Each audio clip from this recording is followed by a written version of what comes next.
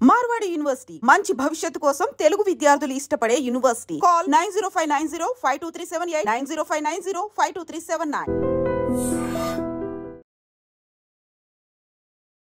ఎందుకు సార్ మీకు ఇండియా అంటే అంత ప్రేమ? భారతదేశమే కాదు, భారతీయ సివిలైజేషన్లో పుట్టడం, ఈ సనాతన ధర్మం అంటాం కదా, ఎంత గొప్ప మనకి ఇక్కడున్నంత కాలం తెలియదు. సార్ మీరు బేసికల్గా డాక్టర్, అది కూడా ట్రిపుల్ బోర్డ్ సర్టిఫికేషన్ ఉన్నటువంటి డాక్టర్. అసలు మీరు ఏ ఫీల్డ్లో స్పెషలిస్ట్? ఆ ట్రిపుల్ బోర్డ్ సర్టిఫికేషన్ మీకు ఏ డిపార్ట్మెంట్స్లో వచ్చింది? సో మీరు అన్నట్టుగా ఇందాక 24 ఇయర్స్గా యూఎస్లో ఉన్నాను. అక్కడే రెసిడెన్సీ అంటే పోస్ట్ గ్రాడ్యుయేషన్ ఫ్యామిలీ మెడిసిన్లో చేసి, ఆ తర్వాత బోర్డ్ సర్టిఫికేషన్ అయ్యి, తర్వాత ఒబిసిటీ మెడిసిన్లో ఇంకొక బోర్డ్ సర్టిఫికేషన్ చేసి, తర్వాత లైఫ్ స్టైల్ మెడిసిన్లో ఇంకొక బోర్డ్ సర్టిఫికేషన్ చేయడం వల్ల ట్రిపుల్ బోర్డ్ సర్టిఫైడ్ అంటారు అన్నమాట. అచ్చా సార్, మీరు ఇండియన్ ఫిలాసఫీ ఒక డాక్టర్ కి పేషెంట్ ని ట్రీట్ చేయడానికి ఉపయోగపడుతుంది అన్న కంక్లూజన్కి ఎలా వచ్చారు? Excellent question. నన్ను తీసేసి ఒక రోబోట్, ఆర్టిఫిషియల్ ఇంటెలిజెన్స్ వచ్చిందనుకోండి, సో మనకి ఎపిస్టమాలజీ తెలిస్తే అసలు ఎట్లా వచ్చిందా, కాంటెక్స్ట్ ఏంటో అర్థం అవుతుంది. ల్యాబ్ ఎక్స్పెరిమెంట్ చేయాలంటే ChatGPTలో కొడితే ఏ మందులు వాడాలి, నా బ్లడ్ షుగర్ ఇంత అంటే వచ్చేస్తుంది. చాలా డిఫికల్ట్ అది. అంటే వాళ్ళనేం తక్కువ చేస్తున్నారని చెప్పట్లేదు, మీరు ఎఫెక్టివ్గా చేయాలంటే ఈ ప్రిన్సిపల్స్ తెలియాలి అన్నమాట. Too much of stress and anxiety ఉన్న ప్రొఫెషన్స్ లో మెడిసిన్ ర్యాంక్స్ ది లిస్ట్. ఈ నేపథ్యంలో ఫిలాసఫీ డాక్టర్ కూడా ఉపయోగపడుతుందా? Wonderful question. అదేంటంటే డాక్టర్ ఈ ఫిలాసఫీ వల్ల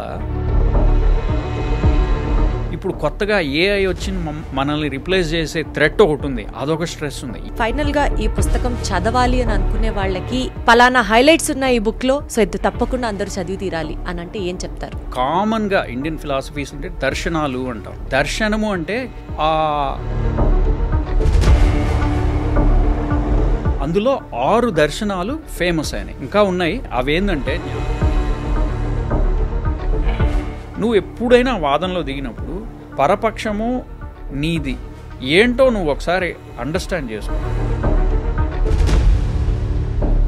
ఎవరైనా చదివితే ఈజీగా అర్థమయ్యేలాగా రాయడమే ఈ పుస్తకం వెనకాలన్న గోల్ అన్నమాట. అర్థమవుతుంది.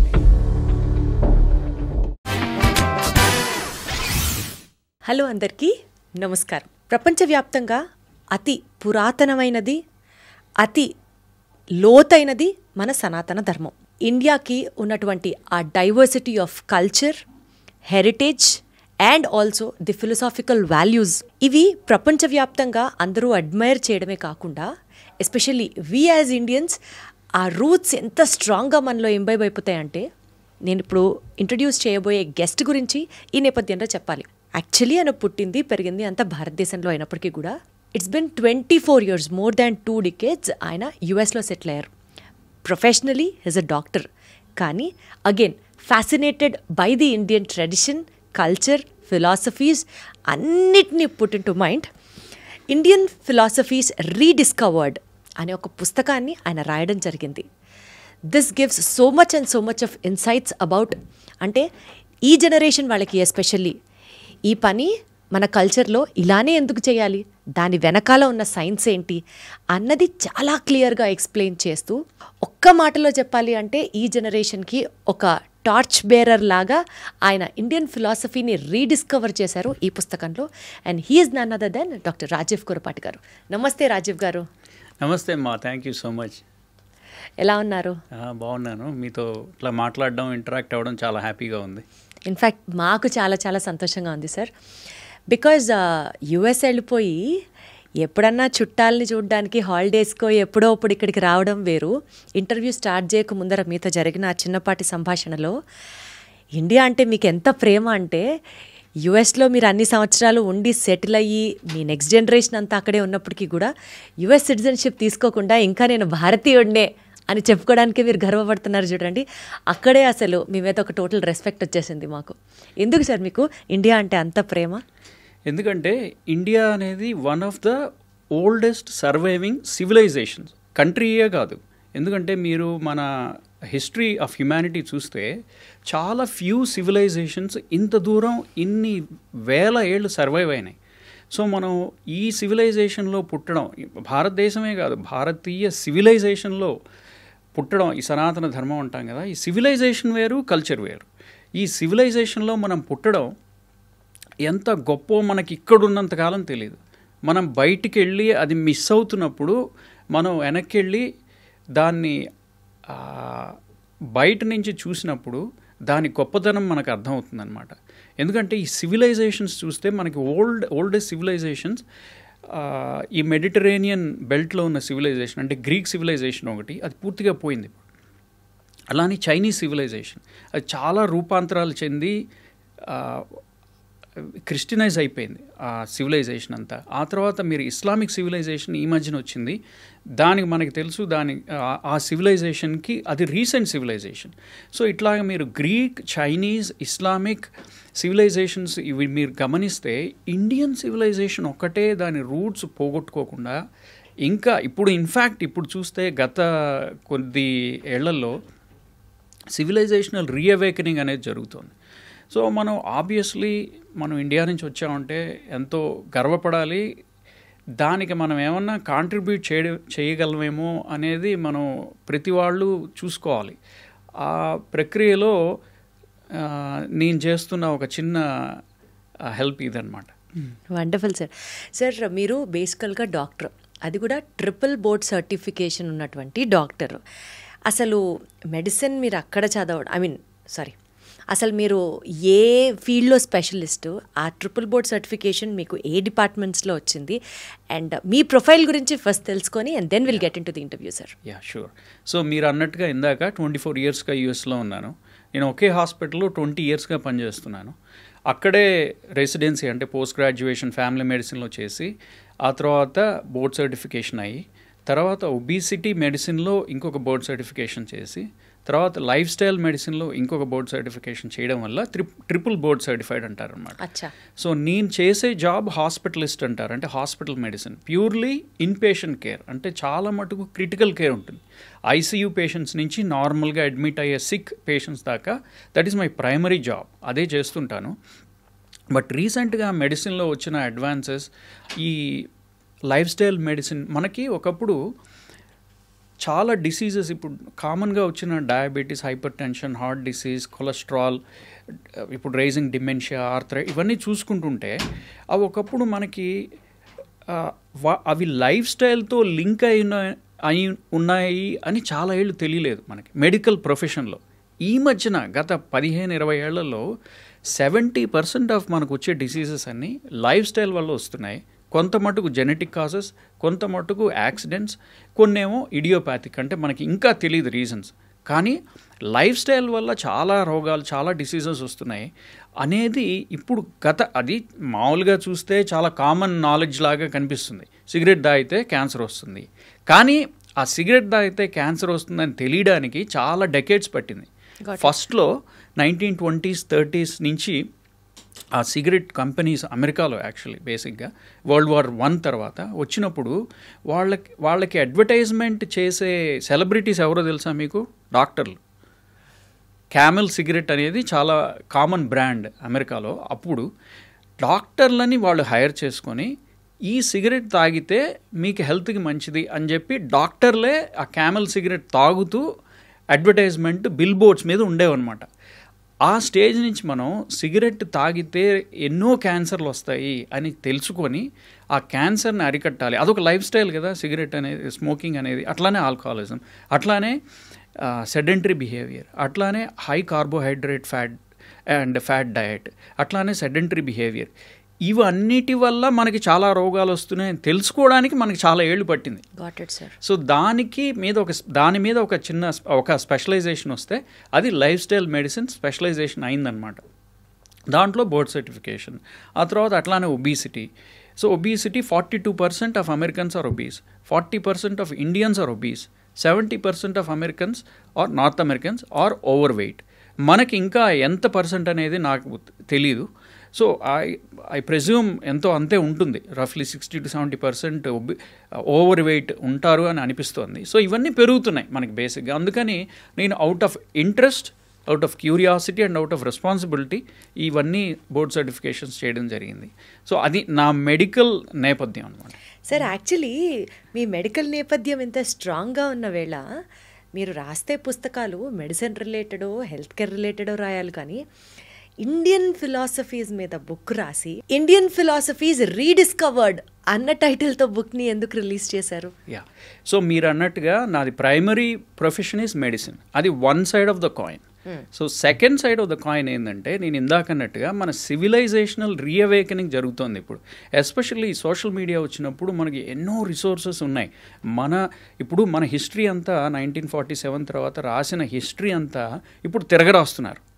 అట్లానే మన ఫిలాసఫీస్ కూడా మన సివిలైజేషన్ ఎందుకు ఇన్ని వేల సంవత్సరాలు ఉన్నదంటే, it is not based on conquest and inquisition. వేరే వాళ్ళ మీద దండయాత్రలు చేసి మనం నిలదొక్కోలేదు మన సివిలైజేషన్ నాలెడ్జ్ బేస్డ్ సివిలైజేషన్. ఆ నాలెడ్జ్ని బయటికి తీసి మనం ఇప్పుడు టెక్స్ట్ బుక్స్లో చూస్తే ఫిలాసఫీస్ తీసుకోండి. ఇప్పుడు మీరు ఇందాక అడిగినట్టుగా మీరు సైన్స్ కదా, ఫిలాసఫీ ఎందుకు మాట్లాడుతున్నారు, అసలు దానివల్ల ఉపయోగం ఏంటి, అసలు ఎవరు మాట్లాడుతున్నారు ఇప్పుడు ఫిలాసఫీస్ గురించి? ఏదో కాలేజెస్లో అకాడమిక్స్లో డిగ్రీలు లేకపోతే ప్రొఫెసర్షిప్ లెక్చరర్షిప్ రావడానికి ఫిలాసఫీ డిగ్రీలు చదువుకొని ఉద్యోగం రావడానికి తప్ప ఏం ఉపయోగము అని ప్రశ్న వేయచ్చు. సో దానికి ఎలా చెప్పాలంటే, మీరు చూడండి పిహెచ్డి డిగ్రీ అని ఉంటుంది కదా, అంటే సైంటిస్టులకి పిహెచ్డి డిగ్రీ ఇస్తారు. పిహెచ్డి అంటే doctorate in philosophy, doctorate in science అంటలేదు వాళ్ళు, డాక్టరేట్ ఇన్ ఫిలాసఫీ డిగ్రీ సైంటిస్టులకి ఇస్తున్నారు. ఎందుకంటే సైన్స్కి ఫౌండేషన్ ఫిలాసఫీ. అందుకని మన ఫిలాసఫీని మారిస్తే ఆ సైన్స్ కూడా మారుతుంది. మీకు ఒక ఎగ్జాంపుల్ చెప్తా చూడండి. మెడిసిన్లోనే ఎన్నో ఏళ్లుగా మెడిసిన్ ఆర్ మెడికల్ ప్రాక్టీస్ ఎట్లా మార్పు చెందుతూ వచ్చిందంటే, చాలా వేల ఏళ్ల క్రితం ఏమనుకునేవాళ్ళు అంటే, సూపర్ న్యాచురల్ ఫోర్సెస్, ఎక్కడో దేవుళ్ళకి ఆగ్రహం వేస్తే మనకి భూమి మీద ఉండే వాళ్ళకి రోగాలు వస్తాయి, ఆర్ ప్లేగ్స్ వస్తాయి, ఎపిడమిక్స్ పాండమిక్స్ వస్తాయి.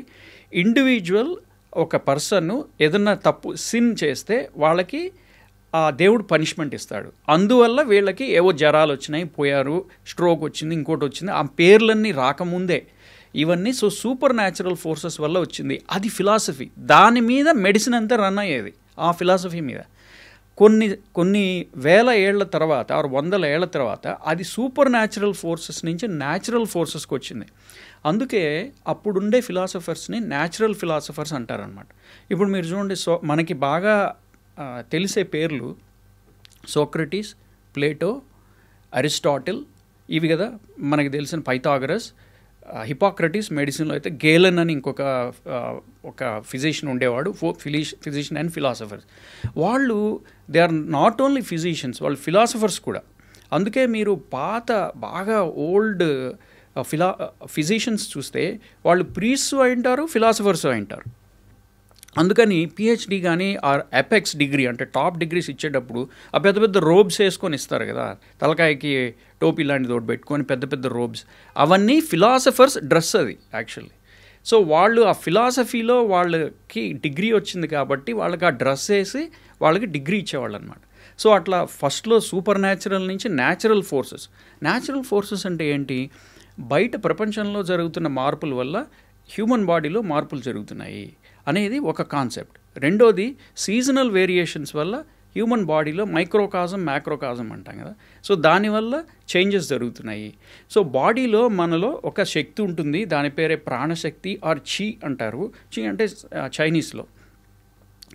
దానివల్ల అది బ్లాక్ అయితే మీకు రోగాలు వస్తాయి. సో ఆక్యుపంక్చర్ చేసి ఆ నీడిల్స్ పెట్టి అక్కడక్కడ దానికి మెరిడియన్స్ అంటారు, ఆ ప్లేసెస్లో పెట్టి.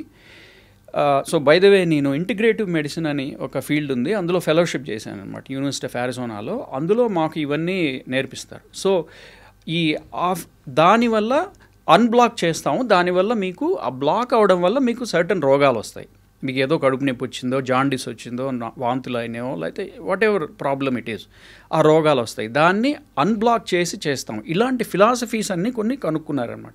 ఆ ఫిలాసఫీని యూజ్ చేసి medical science super natural forces philosophy మీద ఉండేది న్యాచురల్ ఫోర్సెస్ ఫిలాసఫీగా మారి అప్పుడు కొత్త కొత్త పద్ధతులన్నీ వచ్చినాయన్నమాట. ఆ తర్వాత 1500s అంటే ఈ మధ్యన 500 ఏళ్ల క్రితం ఏమైందంటే, ఇదంతా కాదు, అన్లెస్ వీ అబ్జర్వ్ ఇట్, అంటే ఎంపెరిసిజం అంటారు దాన్ని, ఎంపెరికల్ సైన్స్ అంటారు. మీరు పేరు విని ఉంటారు, empirical methods or empirical science, empirical formula చదువుతాం కదా, ఎంపెరికల్ ఫార్ములా. ఆ వర్డ్ చాలా సైన్సెస్లో చాలా కామన్గా యూజ్ చేస్తారు. ఎంపెరికల్ ట్రీట్మెంట్ అంటారు మెడిసిన్లో, ఎంపెరికల్ ట్రీట్మెంట్, ఎంపెరికల్ డయాగ్నోసిస్ ఇట్లాంటివి మాట్లాడుతుంటారు. ఆ వర్డ్ ఎంపెరిసిజం అని ఎట్లా వచ్చిందంటే డైరెక్ట్గా అబ్జర్వ్ చేస్తే తప్ప అది ఈ కొత్తగా మేము కనిపెడుతున్న మెడికల్ సైన్స్లో మేము దాన్ని తీసుకోము. I have to observe it directly. For example headache వచ్చింది ఎవరికైనా, హెడేక్ వస్తే నేను ఏదో వాతపిత్త కప దోషాల వల్ల వచ్చిందనో, లేకపోతే ఏదో ఒక దోషం ఎక్కువ అవడం వల్ల వచ్చిందనో, లేకపోతే ఇక్కడ ఎక్కువైంది అన్బ్లాక్ చేస్తాను యాక్యుపంక్చర్ పెట్టి వల్ల అండము, లేకపోతే ఏవో మంత్రాలు చదువుతాను దానివల్ల ఆ మంత్రాల వల్ల వచ్చే పవర్తో శక్తితో మీకు రోగాలు తగ్గుతాయి అండము, ఇవన్నీ మేము యాక్సెప్ట్ చేయం. ఇది యూరోప్లో 1500-1600s జరుగుతున్న మూవ్మెంట్ అనమాట. ఫిలాసఫీ ఇది బేసిక్గా. వాళ్ళు ఏమన్నారంటే, ఫిలసాఫికల్ థింకింగ్, వాళ్ళు ఏమన్నారంటే unless we observe it directly and quantify it, మేము దాన్ని అబ్జర్వ్ చేయాలి, దానికి ఒక నెంబర్ ఇవ్వాలి, ఒక క్వాంటిఫై చేయాలి, అప్పుడే అది మీ కొత్తగా వస్తున్న సైంటిఫిక్ మూమెంట్లో it is part of it అని చెప్పి వాళ్ళు ఒక ఈ కొత్తగా రివోల్ట్, ఈ ట్రెడిషన్కి ఈ అథారిటీకి రివోల్ట్గా వచ్చిన ఇప్పుడు రిఫర్మేషన్, మార్టిన్ లూథర్ అని ఒక ఆయన ఉన్నాడు, ఆయన క్రిస్టియానిటీలో రిఫర్మేషన్ తెచ్చాడు. అట్లనే రినైజాన్స్ పీరియడ్ అని ఉన్నది యూరోప్లో. ఆ యూరోప్లో వచ్చిన రినైజాన్స్ పీరియడ్లో ఈ మార్పులన్నీ తెచ్చిందనమాట. అది అప్పటిదాకా ఉన్న మీరు చూడండి, మనకి సుశ్రుత, వాగ్భట, నేను ఆయుర్వేదం ఎందుకంటే మనకి it is a very old tradition of medicine or system of medicine. వాళ్ళు ఏంటంటే చరక, వాగ్భట, సుశ్రుత వీళ్ళు చెప్పింది వేదం, వాళ్ళు చెప్పిన దాన్ని ఎవరో ఎదిరించకూడదు, అంటే అథారిటీ, ట్రెడిషన్. ఈ యూరోప్లో వస్తున్న మూవ్మెంట్ వల్ల ఏమన్నారంటే నో, మేము ట్రెడిషన్, అథారిటీ, ఈ టైప్ ఆఫ్ థింకింగ్ని మేము ఎంకరేజ్ చేయం. డైరెక్ట్గా ఫర్ ఎగ్జాంపుల్ ఇందాక తీసుకున్న హెడేక్, డైరెక్ట్గా మేము స్కాన్ తీస్తాం. స్కాన్ తీసినప్పుడు అందులో ట్యూమరో, బ్లీడింగో, ఇంకోటో వచ్చినప్పుడు దాన్ని that is our main way of approaching medical diagnosis. అంటే డయా ప్లస్ గ్నోసిస్. డయా అంటే to achieve, to arrive at అని అనమాట డయా అంటే ఆ సందర్భంలో. గ్నోసిస్ అంటే జ్ఞానం, మన వర్డ్ జ్ఞానం అని ఉన్నది కదా, అది గ్నోసిస్, రెండు ఒకే రూట్ వర్డ్స్ అనమాట. సో రైట్ నాలెడ్జ్కి నేను అప్రోచ్ అవ్వాలంటే నేను ఎయిదర్ నెంబర్స్ అన్నా ఉండాలి, అంటే like for example blood pressure, heart rate, respiratory rate, ఆ తర్వాత blood sugar, thyroid numbers, kidney profile, ఇవన్నీ నెంబర్స్ కదా, ఆ నెంబర్స్ అన్నా ఉండాలి, లేకపోతే డైరెక్ట్గా అబ్జర్వ్ అన్నా చేయాలి. Either scans, x rays, MRIs, whatever scan, or direct laparoscopic అంటే ఓపెన్ చేసి, or any which means which you can observe the situation directly with your eyes. Right. అప్పటిదాకా ఎనాటమీ కూడా ఇగ్నోర్ చేశారనమాట ఆ టైం దాకా. ఆండ్రస్ వెజేలిస్ అనే ఆయన అట్లా అక్కడి నుంచి మనకి ఏమైందంటే నో అలాగ ఉండకూడదు మెడిసిన్, డైరెక్ట్గా అబ్జర్వ్ చేసిందే మనం రియల్ నాలెడ్జ్గా తీసుకోవాలి. అందుకే ఆ డయాగ్నోసిస్ అనమాట రియల్ నాలెడ్జ్గా తీసుకోవాలి. అందుకే మీరు చూడండి, మీరు ఓల్డ్ వైద్యుడి దగ్గరికి వెళ్తే, అంటే ట్రెడిషనల్ వైద్యుడు అంటే ఆయుర్వేద వైద్యుడి దగ్గరికి వెళ్తే వాళ్ళు పల్స్ చెక్ చేస్తారు. నేను కూడా పల్స్ చెక్ చేస్తా. నేను చేసే పల్స్, వాళ్ళు చేసే పల్స్ చెకింగ్ చాలా డిఫరెంట్గా ఉంటుంది. నేను ఎలా చేస్తానంటే number of beats per minute, regular, irregular, ఇట్లాంటివన్నీ నేను చూస్తానన్నమాట, క్వాంటిఫై చేస్తాను, అంటే నెంబర్ ఇస్తాను దానికి. కానీ వాళ్ళు ఏం చెప్తారంటే మీకు ఆ పల్స్కి వాళ్ళు నెంబర్ ఇవ్వరు, ఎప్పుడు నెంబర్ ఇవ్వకుండా దాని క్వాలిటీ చూస్తారు. నేను క్వాంటిటీ చూస్తా, వాళ్ళు క్వాలిటీ చూస్తారు. వాళ్ళు క్వాలిటీ చూసినప్పుడు కొన్ని బెనిఫిట్స్ ఉంటాయి, నేను క్వాంటిటీ చూసినప్పుడు కొన్ని డిసడ్వాంటేజెస్ ఉంటాయి. ఏమవుతుందంటే నేను పేషెంట్ని కాంటెక్స్ట్లో చూడను, పేషెంట్కి పల్స్ ఒకటే చూస్తూ ఉంటా. వాళ్ళు ఏంటంటే ఆ పల్స్ని చూసి ఈ ఆర్గాన్ ఎట్లుంది, వాడి నేనేం తిన్నాడు, లేకపోతే వాడి ఫ్యూచర్ ఎలా ఉంటుంది, ఇట్లాంటి context, they build a context around the pulse because of the quality. నాకు ఆ కాంటెక్స్ట్ మిస్ అవుతుంది. సో వాళ్ళు ఏమన్నారంటే it is okay if I miss the context, but నాకు డైరెక్ట్ అబ్జర్వ్.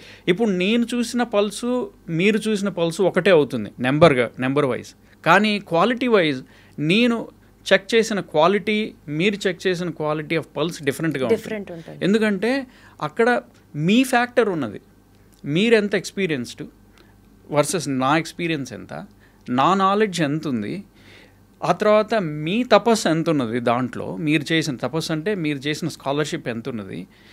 సో ఇవన్నీ ఇప్పుడు ఏజెంట్ అని ఉంటుంది కదా, ఈ మధ్యలో చేస్తున్న ఏజెంట్ అంటే actual physician or doctor or surgeon, వాళ్ళు ఇంపార్టెంట్ అవుతారు. వెస్ట్రన్ మెడిసిన్ ఏమన్నదంటే వాళ్ళు ఇంపార్టెంట్ కాదు, నెంబర్సే ఇంపార్టెంట్. అర్థమైంది సార్. వెస్టర్న్ మెడిసిన్ వర్సెస్ మన ట్రెడిషనల్ ఆయుర్వేదిక్ మెడిసిన్గా కనుక కంపేర్ చేసుకుంటే మీరు అన్నట్లుగా సైన్స్కి, ఫిలాసఫీకి, మెడిసిన్కి కనెక్షన్ ఉంది. ఏ బ్రాంచ్ ఆఫ్ మెడిసిన్ అయినా కావచ్చు, being it western or being it ఆయుర్వేదం or whatever it is, but there is a connection between science, philosophy and tradition. So ఆ philosophy, it is a philosophical concept. Medical science develop అవ్వక ముందు first philosophy వచ్చింది. ఈ foundational principles తీసుకొని వాళ్ళు ఏం చేశారంటే ఈ ఎంపెరిసిజంని యూజ్ చేసి ఇప్పుడు కొత్తగా మెడిసిన్ని మనం కనుక్కుందాం, మనం మెడికల్ బాడీలో ఏం జరుగుతున్నాయో డైసెక్షన్ చేసి కనుక్కుందాం. డైసెక్షన్ అంటే ఏంటి? హ్యూమన్ బాడీ కెడావర్ అంటాం కదా, డెడ్ బాడీ కెడావర్. మాకు మెడిసిన్లో ఫస్ట్ ఇయర్ ఫస్ట్ డేనే మాకు కెడావర్ డైసెక్షన్ ఉంటుందన్నమాట. అప్పుడు 18 ఏళ్ళ పిల్లలు అప్పుడే మెడికల్ 19 ఏళ్ళు 18 ఏళ్ళు అప్పుడే మెడికల్ కాలేజీలోకి ఎంటర్ అవుతాం. మా ముందు డెడ్ బాడీ పెట్టి డైసెక్ట్ చేయమంటారు. డైసెక్ట్ ఎందుకు చేయమన్నారంటే ఆ ఫౌండేషనల్ ప్రిన్సిపల్స్ ఏంటంటే డైరెక్ట్ అబ్జర్వేషన్ చేయాలి మీరు. అందులో మీరు ఏదో ఈ దోషాలు ఉన్నాయనో, ఈ ప్రాణం ఉందనో, లేకపోతే అన్నమయ, ప్రాణమయ, మనోమయ, విజ్ఞానమయ, ఆనందమయ కోశాలు ఉన్నాయనో, లేకపోతే మనోబుద్ధి అహంకార చిత్తం మన అంతఃకరణలో ఉందనో, ఇలాంటివన్నీ కాన్సెప్ట్స్ కదా, వాటిని మీరు డైసెక్ట్ చేస్తే కనపడవు. ఇప్పుడు బ్రెయిన్ డైసెక్ట్ చేసి మనోబుద్ధి అహంకార చిత్తం అని 4 ఉన్నాయి. ఆ 4 అంతఃకరణములు. అది మన మైండ్ని కాన్స్టిట్యూట్ చేస్తుంది. అది actually very sound reasoned argument are theory. కానీ దాన్ని మీరు ఎనటామికల్గా ఓపెన్ చేసి, బాడీలో ఓపెన్ చేసి చూస్తే మీకు ఎక్కడ కనపడదు. చక్రాలు ఉంటాయి, మూలాధార, స్వాదిష్టాన, అనాహత, ఇట్లాంటి చక్రాలు ఉంటాయి కదా. సో అవి ఎక్కడ మీకు కనపడవు. కానీ అవి ట్రీట్ చేస్తే పేషెంట్స్ ఇంప్రూవ్ అవుతున్నారు. వెస్టర్న్ మెడిసిన్ ఏముంటుంది? ఫిలసాఫీ నంబర్స్ మాకు ఎక్స్పెరిమెంటల్గా డైరెక్ట్గా చూపించారు, చూసిందే వెస్టర్న్ మెడిసిన్. అండ్ ఆల్సో అక్కడ ఒక ప్రాబ్లం వచ్చింది. ఇప్పుడు మామూలుగా ఫిజిక్స్, కెమిస్ట్రీ, మ్యాథమెటిక్స్లో ఆల్రెడీ ఉన్నాయి ప్రిన్సిపల్స్. సో వాళ్ళు ఏం చేశారంటే ల్యాబ్లో ఎక్స్పెరిమెంట్స్ చేస్తారు, ఫిజిక్స్ కానీ కెమిస్ట్రీ కానీ. మరి బయాలజీ అంటే మెడిసిన్లో ఎలా చేస్తారు? ల్యాబ్లో ఎక్స్పెరిమెంట్స్. హ్యూమన్ బాడీ అనేది కాంప్లెక్స్ థింగ్ కదా. అందుకనే కదా సార్ ఇంటర్ చదివేటప్పుడు కప్పని కోయిస్తారు, బుద్ధికని కోయిస్తారు, ఎర్త్ వామ్ని కోయిస్తారు. అవును. సో అసలు ఇంకో ప్రశ్న, అసలు ఇంటర్ చదివేటప్పుడు బయాలజీ, బైపీసీ కదా, బయాలజీ, ఫిజిక్స్ అండ్ కెమిస్ట్రీ. ఎందుకు ఆ 3 ఎందుకు పెట్టారు? ఇంకా వేరే ఏదేదో పెట్టచ్చు కదా. ఆ 3 ఎందుకు పెట్టారంటే ఆ ఫిజిక్స్, కెమిస్ట్రీని ఆధారంగా చేసుకొని బయాలజీ బిల్డ్ అయింది. అందుకని మీకు ఫిజిక్స్, కెమిస్ట్రీ. ఇప్పుడు మీరు చూడండి ఆర్థోపెడిక్స్ ఫీల్డ్లో చూస్తే మొత్తం ఫిజిక్స్, ఎంత డ్రిల్ చేయాలి, పెట్టాలి, మెజర్మెంట్స్ ఏంటి, వెక్టర్ అంతా, యాంగిల్ ఎంత, అదెంత, ఇది మూవ్ చేస్తే అది ఎలా మూవ్ అవుతుంది, ఇదంతా ఫిజిక్స్ మొత్తం. రోబోటిక్స్ కూడా అంతే, రోబోటిక్స్ అంతా అంతే. సో ఆ ఫిజిక్స్ నుంచి కొంత, కెమిస్ట్రీ అంటే బయోకెమిస్ట్రీ కదా, బయోకెమిస్ట్రీ అంతా కెమిస్ట్రీయే. సో ఆ బయోకెమిస్ట్రీ నుంచి కొంత తీసుకొని మెడిసిన్ని బిల్డ్ చేశారు. మేము ఎంబీబీఎస్ చదివిన డాక్టర్లు మెడికల్ కాలేజెస్లో ఇవేం చెప్పరు. ఏం చెప్తారంటే మీకు ఇదిగో నా text book, medicine text book, ఇది మీరు చదివి దీన్ని మెమరైజ్ చేసి ఎగ్జామ్ పాస్ అయ్యి పేషెంట్లను ట్రీట్ చేయాలి. ఎట్లా ట్రీట్ చేయాలి? పేషెంట్ నీ దగ్గరకు వస్తాడు, బ్లడ్ ప్రెషర్ పెరిగితే ఈ ట్యాబ్లెట్ ఇవ్వు, బ్లడ్ షుగర్ పెరిగితే ఈ ట్యాబ్లెట్ ఇవ్వు, ఇలా చెప్తారనమాట. సో దిస్ ఈజ్ మనకు ఎలాగంటే ఈస్ట్లో ఉన్న వాళ్ళకి, ఈస్ట్ అంటే ఇండియాలో ఉన్న వాళ్ళకి రిసీవ్డ్ నాలెడ్జ్. మన టెక్స్ట్ బుక్స్ ఎక్కడి నుంచి వస్తున్నాయి? వెస్ట్ నుంచి వస్తున్నాయి. మనం రాయనప్పుడు ఇంకా మనం ఇప్పుడు డెవలప్ అవుతున్నాం, మన రీసెర్చ్ మనకి ఇక్కడ జరుగుతోంది. కానీ మోస్ట్ ఆఫ్ అవర్ నాలెడ్జ్ ఎక్కడి నుంచి వస్తుంది? వెస్ట్ నుంచి మనకి వస్తుంది. వెస్ట్ వాళ్ళు చెప్పింది మనం ఇంప్లిమెంట్ చేస్తున్నాం అంతే. మనం క్వశ్చన్ కూడా చేయట్లా, వాళ్ళు చెప్పింది చెప్పినట్టుగా సిన్సియర్ స్టూడెంట్ లాగా ఫాలో అయిపోతున్నాం అంతే. సార్ మీరు ఈ వెస్టర్న్ మెడిసిన్ని చదువుకున్న డాక్టర్గా దాన్ని 24 ఏళ్లుగా ప్రాక్టీస్ చేస్తున్న డాక్టర్గా ఇండియన్ ఫిలాసఫీ ఒక డాక్టర్కి పేషెంట్ని ట్రీట్ చేయడానికి ఉపయోగపడుతుంది అన్న కంక్లూజన్కి ఎలా వచ్చారు? So excellent question. సో ఫస్ట్ది ఇందాక మనం అనుకున్నది మెడికల్ ఫిలాసఫీ తెలుసుకుంటే మనం ఏ డైరెక్షన్లో వెళ్తున్నాం అనేది మనకు అర్థమవుతుంది కదా. సో ఏజెంట్ అంటే మెడికల్ డాక్టర్ అంత ఇంపార్టెంట్ కాదు, మనం చూసేదే ఇంపార్టెంట్, క్వాంటిఫికేషన్ ఇంపార్టెంట్ అని ఇందాక అనుకున్నాం కదా. సో దానివల్ల వచ్చే ప్రాబ్లం ఏంటో ఒక్కసారి చెప్పి మీ క్వశ్చన్కి వచ్చేస్తా. ఇప్పుడు ఆ ఏజెంట్ అంత ఇంపార్టెంట్ కాకపోతే ఏజెంట్ని ఏఐ రిప్లేస్ చేస్తే ఏమవుతుంది అంటే, ఏజెంట్ అంటే ఇప్పుడు నేను డాక్టర్ని, పేషెంట్ నా దగ్గరికి వస్తున్నాడు, ఇవన్నీ మెట్రిక్స్ అన్నీ మెషర్ చేస్తున్నాను, ప్రోటోకాల్స్ అన్నీ పెట్టేశారు, అల్గారిథమ్స్ అన్నీ పెట్టేశారు, అంటే రూల్ బేస్డ్ ప్రాక్టీస్ అయిపోయినా ఒక రూల్ ఉంటుంది, ఆ రూల్ నేను ఫాలో అవుతూ ఉంటా. నన్ను తీసేసి ఒక రోబోట్ ఆర్టిఫిషియల్ ఇంటెలిజెన్స్ వచ్చిందనుకోండి, నేను అంత ఇంపార్టెంట్ అవ్వను. సో మనకి ఎపిస్టమాలజీ తెలిస్తే అసలు ఎట్లా వచ్చిందో కాంటెక్స్ట్ ఏంటో అర్థమవుతుంది. ఇప్పుడు పేషెంట్ వచ్చాడంటే, ఫర్ ఎగ్జాంపుల్ ఓ పేషెంట్కి బైపాస్ సర్జరీ జరిగింది, ఓకే, హార్ట్ బైపాస్ సర్జరీ జరిగింది. కొంతమంది పేషెంట్స్ డిప్రెషన్లోకి వెళ్ళిపోతారు, కొంతమంది పేషెంట్స్ మోటివేట్ అయ్యి నేను ఇంకా మళ్ళీ ఇట్లాంటి ప్రాబ్లం రాకూడదు అని వాళ్ళు వెయిట్ లూజ్ అయ్యో లేకపోతే better health life style change అయ్యో కొంతమంది బాగా అవుతారు. కానీ ఇద్దరు పేషెంట్స్కి బైపాస్ సర్జరీ అయింది, that is the common factor. కానీ ఒక పేషెంట్ ఒకలాగా బిహేవ్ చేస్తున్నాడు, ఇంకొక పేషెంట్కి ఇంకోలాగా. అట్లానే క్యాన్సర్ డయాగ్నోసిస్ వస్తుంది, ఈవెన్ డయాబెటీస్ డయాగ్నోసిస్ వచ్చినా కొంతమంది ఎట్లాగైనా సరే నేను ఇది రివర్స్ చేయాలి అని ఉంటారు, కొంతమంది డిప్రెస్ అయిపోయి ఇంకా ఓవర్ ఈటింగ్ చేసి స్లీప్ ప్రాబ్లమ్స్ అయ్యి ఇట్లా వచ్చేస్తుంటారు. సో మనం ఆ కాంటెక్స్ట్ మిస్ అయితే, ఏది ఆ పేషెంట్ కాంటెక్స్ట్, పేషెంట్ని అర్థం చేసుకోకుండా డిసీజ్ మీదే ఫోకస్ చేస్తే మనం we can be easily replace by AI. అదే నేను వచ్చి లెటస్ సిట్, మీకు ఎందుకు వచ్చింది డయాబెటీస్, మీరు లైఫ్ స్టైల్ చెప్పండి అని ఆ కాంటెక్స్ట్ని నేను మొత్తం కంటెక్స్చువల్గా పేషెంట్ని డిసీజే కాదు పేషెంట్ హోల్ పర్సన్ లాగా నేను చూస్తే అప్పుడు నా వాల్యూ ఉంటుందన్నమాట అందులో. అప్పుడు ఫ్యూచర్ ఆఫ్ మెడిసిన్ ఇంకా బాగుంటుంది డాక్టర్. లేకపోతే వీఆర్ ఈజీలీ రిప్లేసబుల్, మెడికల్ డిగ్రీకి వాల్యూ లేకుండా పోతుంది. సో ఇందాక మీరు అడిగిన ప్రశ్నకి ఇప్పుడు మన పేషెంట్ని ఎలాగా ఇంప్రూవ్ చేయొచ్చు, మీ ఫిలాసఫీ తెలిస్తే కదా అడిగారు కదా. సో ఇప్పుడు మీకు foundations of medicine, philosophical foundations of medicine మీకు అర్థమైతే ఓకే, మెడిసిన్కి ఒకప్పుడు అడ్వాన్స్ అవ్వట్లేదు కాబట్టి మన నాలెడ్జ్, ప్లేగ్స్ వస్తున్నాయి, జనాలు తొందరగా లైఫ్ స్పాన్ 30 years 40 years అలా ఉండేది, ఇప్పుడు 70 years 80 years అయింది. సో మనం అదంతా ఇంప్రూవ్ చేయాలంటే అప్పుడున్న సిస్టమ్ పనిచేయట్లేదు, అందుకని దాన్ని మొత్తం స్క్రాప్ చేసి కొత్త సిస్టమ్ పెట్టారు. ఆ కొత్త సిస్టంలో వచ్చిన ప్రాబ్లం ఏంటంటే, ఇప్పుడు మీరు గమనిస్తే ఒబిసిటీ పెరిగిపోతుంది ప్రపంచంలో, డయాబెటీస్లు పెరిగిపోతున్నాయి, ఆస్మాలు పెరిగిపోతున్నాయి, డిమెన్షియా, ఎర్లీ డిమెన్షియా పెరుగుతోంది, ఆర్థరైటిస్లు, క్యాన్సర్లు, inflammatory bowel disease, irritable bowel syndrome అన్నీ పెరుగుతున్నాయి, ఫ్యాటీ లివర్, మీరు ఆటోఇమ్యూన్ డిసీజ్ ఇండియాలో ఒకప్పుడు ఉండేవి కాదు, మేము అసలు చదివేవాళ్ళమే కాదు, ఇప్పుడు అవి కూడా పెరిగిపోతున్నాయి. సో ఇవన్నీ మెడికల్ సైన్స్ నిజంగా అంత గొప్పగా ఉంటే ఇవి పెరగకూడదు కదా, కానీ పెరుగుతున్నాయి అంటే ఎక్కడో వీక్నెస్ ఉంది. ఆ వీక్నెస్ ఎక్కడుందంటే మనం మొదట్లో మనం ఇంప్లిమెంట్ చేసిన మెథడ్స్లో ఉంది. ఏం చేసామంటే ల్యాబ్ ఎక్స్పెరిమెంట్ చేయాలంటే ఒక మాలిక్యూల్ లెటసే మెట్ఫార్మినో ఏదో ఒక మందు తీసుకోండి, బ్లడ్ షుగర్ మీద టెస్ట్ చేయాలి. ఒక మాలిక్యూల్ ఒక వేరియబుల్ ఇంకో వేరియబుల్ మీద టెస్ట్ చేయాలంటే మిగిలినవన్నీ కాన్స్టెంట్గా నేను పెట్టాలి, అప్పుడే నేను ఆ ల్యాబ్ ఎక్స్పెరిమెంట్ ఎఫెక్టివ్గా చేయగలను కదా. సో ఏం చేశారంటే ఇది ల్యాబ్లో ర్యాట్స్ మీద చేయడం ఈజీ, బయట హ్యూమన్ మీద ఎలా చేస్తాం, ఒక్కొక్క మనిషి ఒక్కొక్కలాగా ఉంటాడు. సో అన్నీ కాన్స్టెంట్గా, ఇప్పుడు ఒక్కొక్క మనిషికి ఏజ్ డిఫరెన్స్ ఉంటుంది, జెండర్ డిఫరెన్స్ ఉంటుంది, వాళ్ళ లైఫ్ స్టైల్, వాళ్ళ వర్క్ డిఫరెన్స్, రిలేషన్షిప్స్ డిఫరెన్స్ ఉంటాయి. ఫర్ ఎగ్జాంపుల్ టాక్సిక్ రిలేషన్షిప్లో ఒక మనిషి ఉన్నాడు, దానివల్ల స్ట్రెస్ అయిపోయి నిద్రలేక ఓవర్ ఈటింగ్ చేసి ఒబీసిటీ వచ్చి, స్లీప్ యాప్నియా వచ్చి, హై బ్లడ్ ప్రెషర్ వచ్చి, డయాస్టాలిక్ హార్ట్ ఫెయిల్యూర్ వచ్చి, ఎక్కువ హార్ట్ ఫెయిల్యూర్ అయిపోయి ఇంకా బెడ్ రిడన్ అయిపోయాడు. ఎక్కడి నుంచి మొదలైంది? రిలేషన్షిప్ ప్రాబ్లం నుంచి మొదలైంది, టాక్సిక్ రిలేషన్షిప్లో.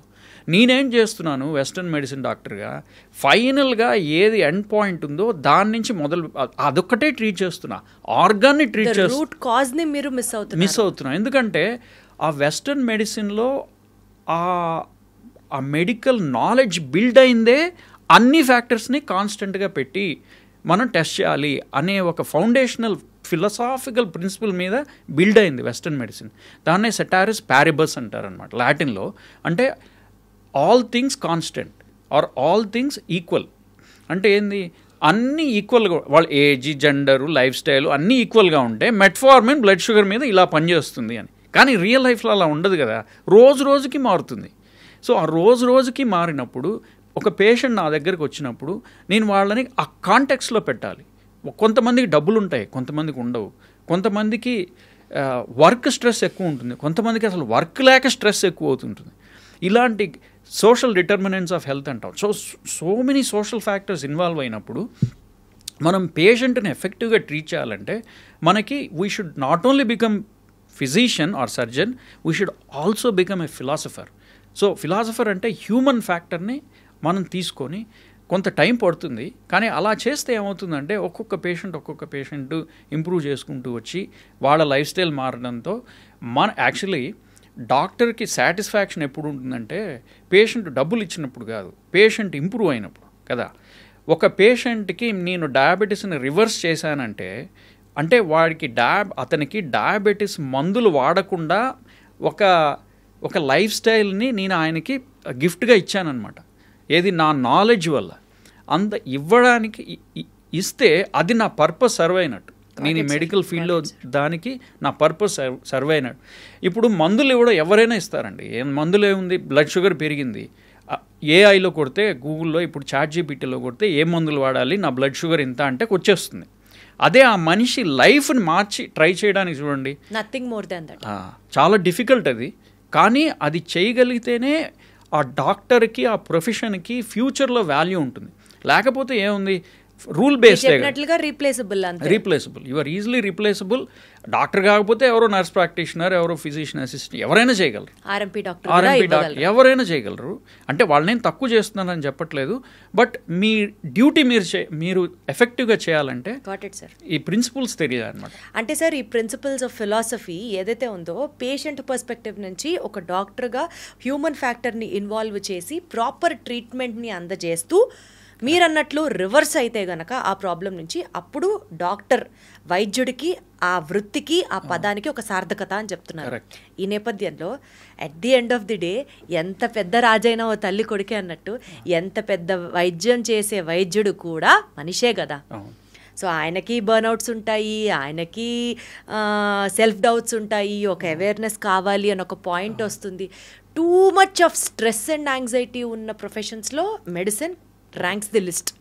ఈ నేపథ్యంలో ఫిలాసఫీ డాక్టర్ కూడా ఉపయోగపడుతుందా సెల్ఫ్ అవేర్నెస్ కోసం? Wonderful question. అదేంటంటే నేను యాక్చువల్లీ దీని మీద బర్న్అవుట్ మీద ఒక బుక్ రాశాను, బర్న్అవుట్ ఇన్ హెల్త్ కేర్ అని. అంటే హెల్త్ కేర్ ప్రొఫెషన్లో ప్రొఫెషనల్స్కి బర్న్అవుట్ ఎందుకు వస్తుంది, దాన్ని ఎలా రికగ్నైజ్ చేయాలి, దానిలోంచి ఎలా బయటపడాలి, అది బుక్ అనమాట.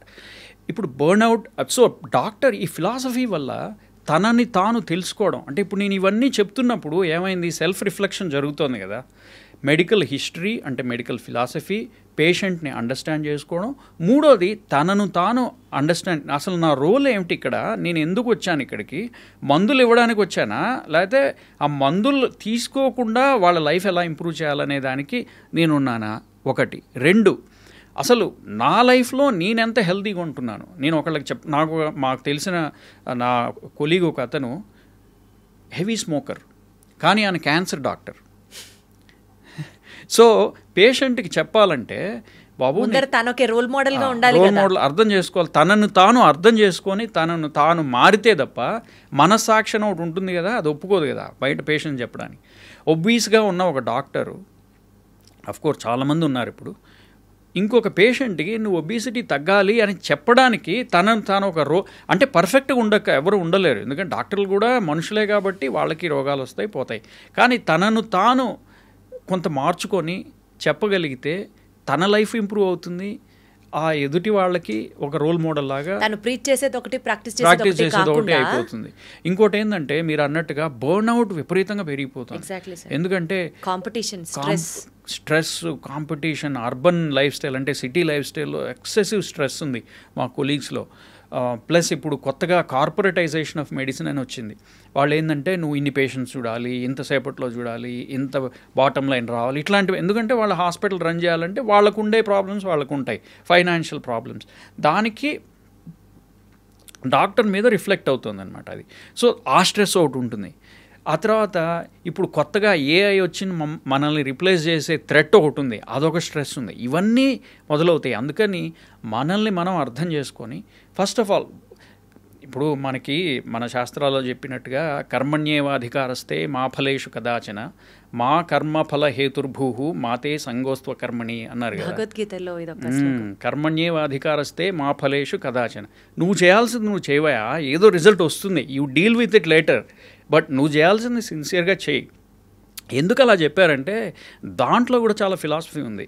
ఎలాగంటే నువ్వు ఏది చేసినా రిజల్ట్ వస్తుంది కదా, గుడ్ ఆర్ బ్యాడ్, ఏదో రిజల్ట్ వస్తుంది. రిజల్ట్ రాకుండా ఉండదు కదా.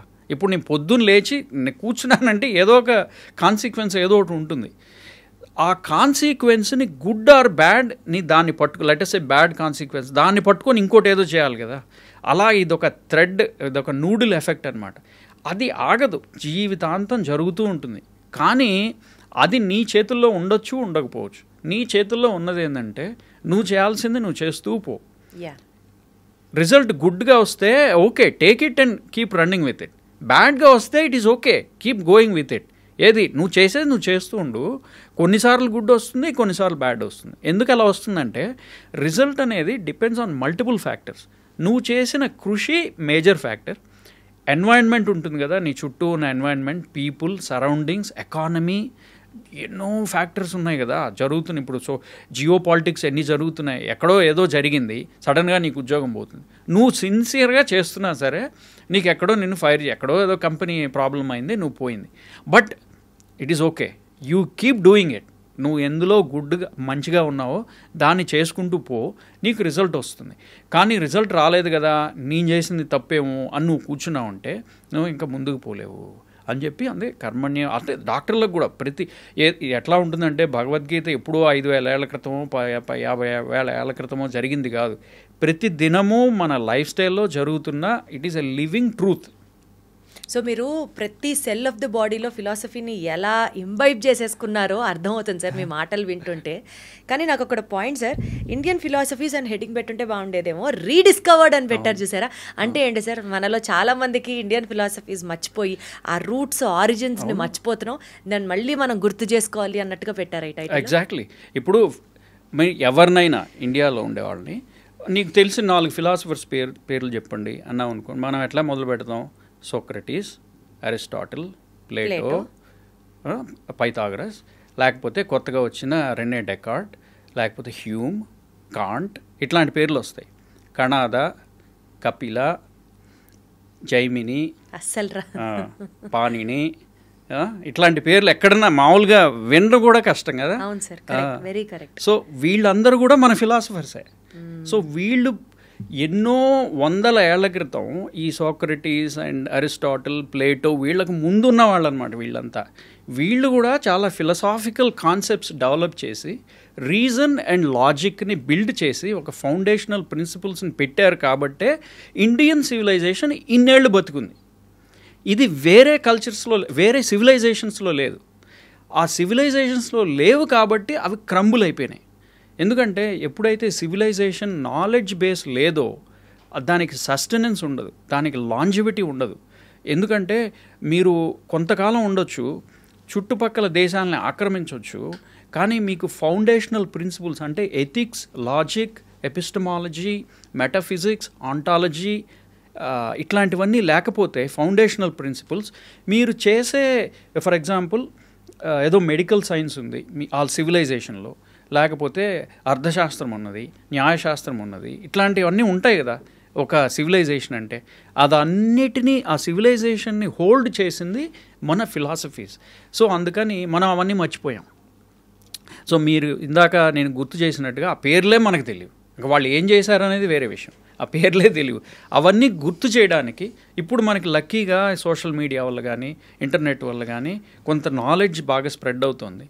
సో హోప్ఫుల్లీ ఈ నాలెడ్జ్ కూడా స్ప్రెడ్ అవుతుంది అనే ఒక ఆకాంక్షతో ఈ పుస్తకం అది రాశాను. సరే, ఏమేమి ఫిలాసఫీస్ గురించి మాట్లాడారు, ఏమేమి ఫిలాసఫీస్ కవర్ చేశారు ఈ పుస్తకంలో?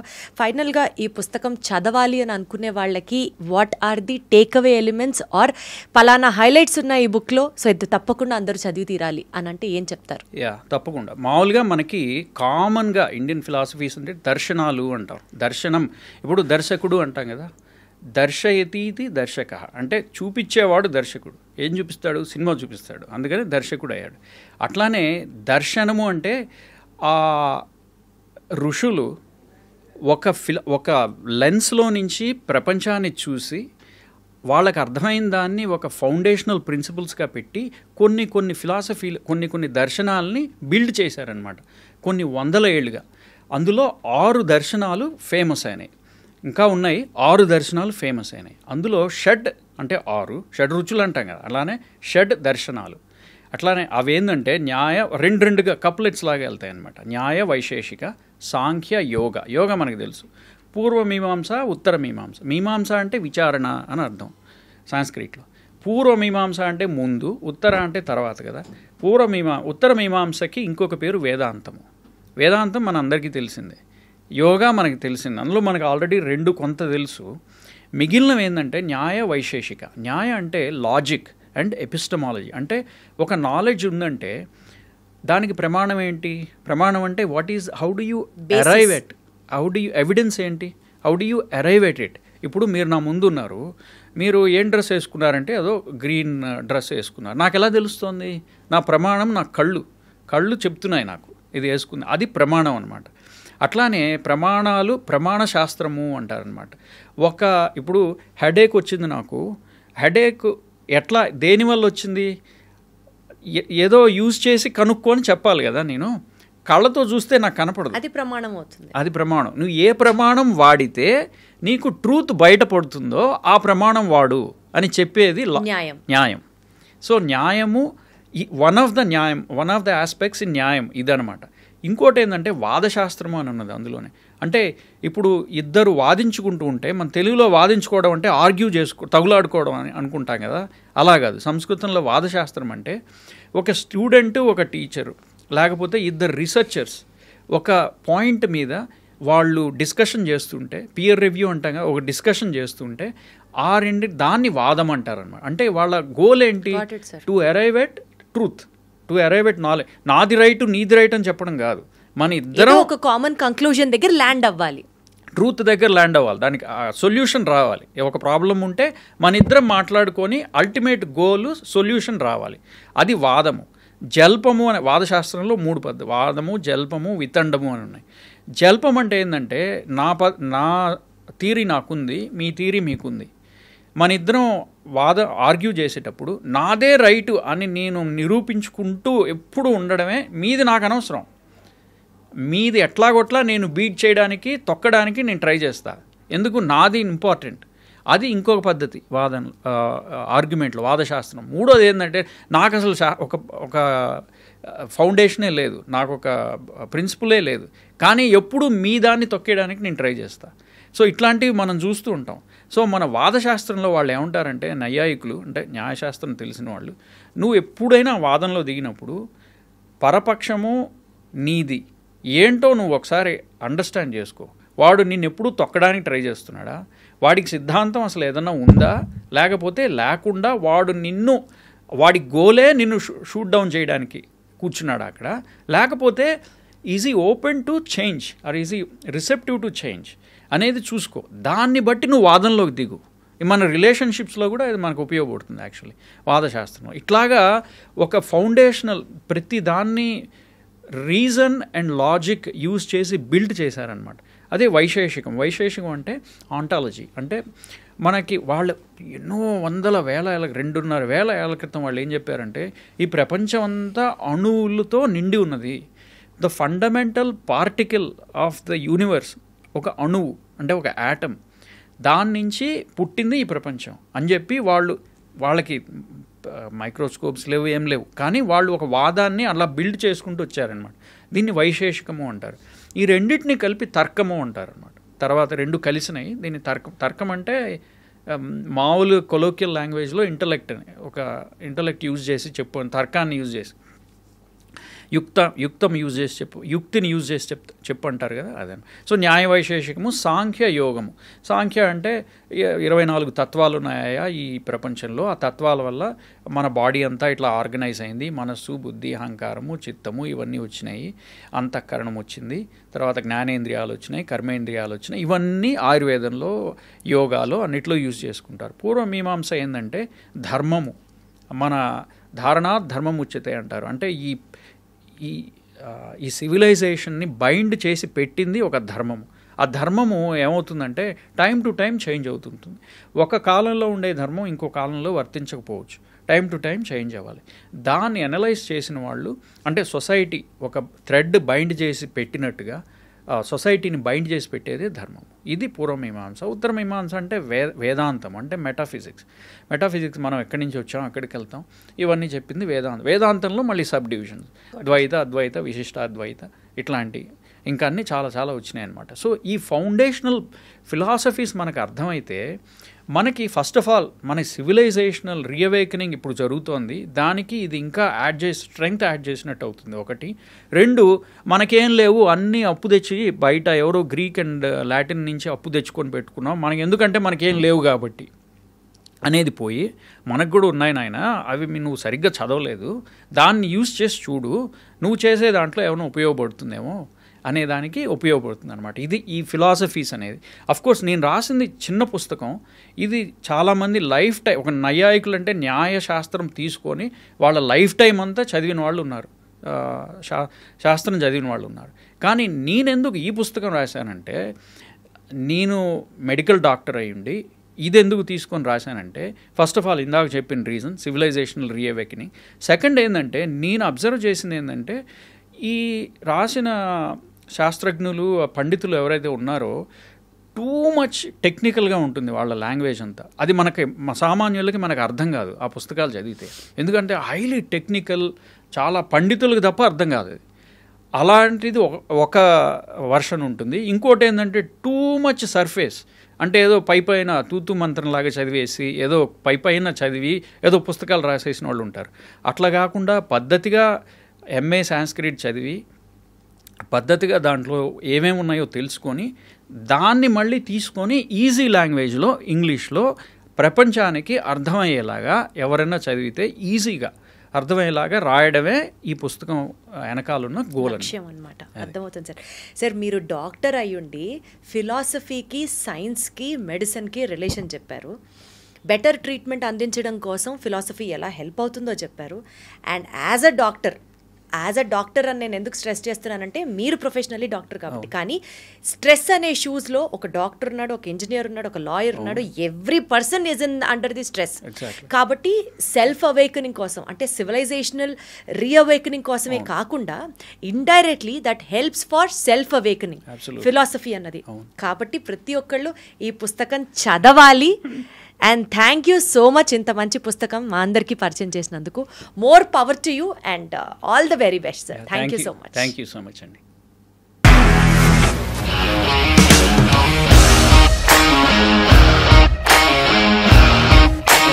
ఇండస్ట్రీలో కమిట్మెంట్ ఇష్యూస్ వస్తే నీకు కూడా వచ్చినట్టు? మార్నింగ్ తీసుకెళ్ళానంటే కొట్టి పడేసారు.